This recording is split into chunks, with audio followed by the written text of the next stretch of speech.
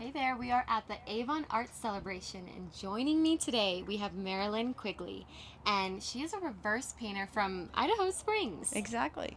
It's incredible. I'm blown away just to be standing in this tent. Her art is so unique. So kind of walk us through because it's not your typical canvas. Not at all. So I paint on acrylic sheets with acrylic paint because the technique involves painting in reverse on the back of the acrylic sheet, and then I highlight on the front. So what this does is it gives the work great vibrance and dimension.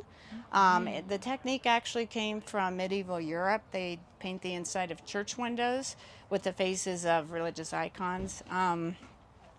It also makes the colors very vibrant because you're using pure saturated color layered rather than mixing it on a palette.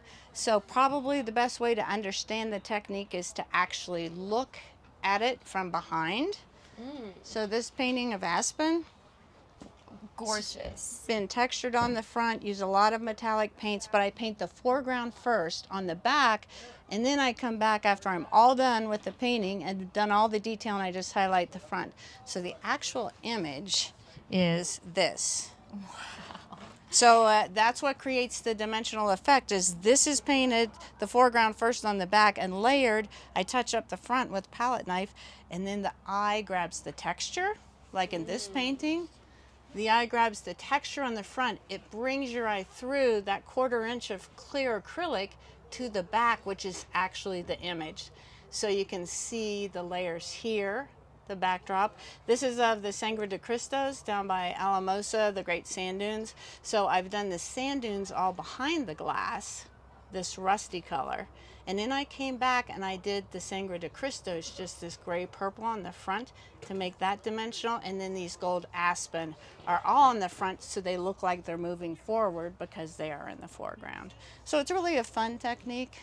Absolutely. I mean, it brings such a different life to the paintings just to even be a little bit more realistic with the lands. You know, the aspens are closer, the mountains are further. Exactly like the eye would see them. Absolutely. You're taking something that's on a 2D format and you're making it three-dimensional just by the technique. Typically, how long does a piece like this You know, you take have you? to do it in one sitting because the One technique involves layering, and acrylic paint dries pretty quickly, but there's 10 to 15 layers on the back alone. So I would say the first time I do an image, I think about it for a day, usually while I'm driving, because it's a good way to do the Nice. progression of steps. And then when I start the work, it probably takes me 10 to 12 hours to do a finished piece, and it's not correctable. So once I'm done, I'm done. The piece is what it is. I look at it for a day, and then I can come back and do just a little on the front if I want to add some highlights or a little bit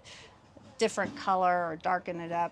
But the work is done usually in about 12 hours. How long have you been at this, Marilyn? About 10 years. 10 years. And have you been to this arts festival before? I have. Yes, it's my Fantastic. 3rd year with Darren. He's a great promoter.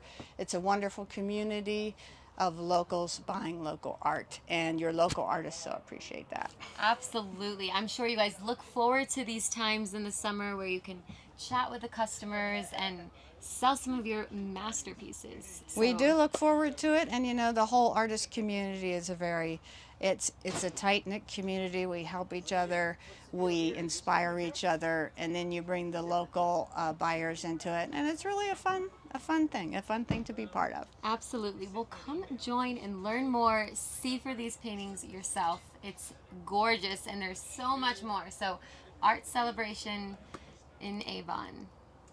10 to 5. Exactly. Friday through Sunday, 2 weekends. So, we'll see you there. Come and see us.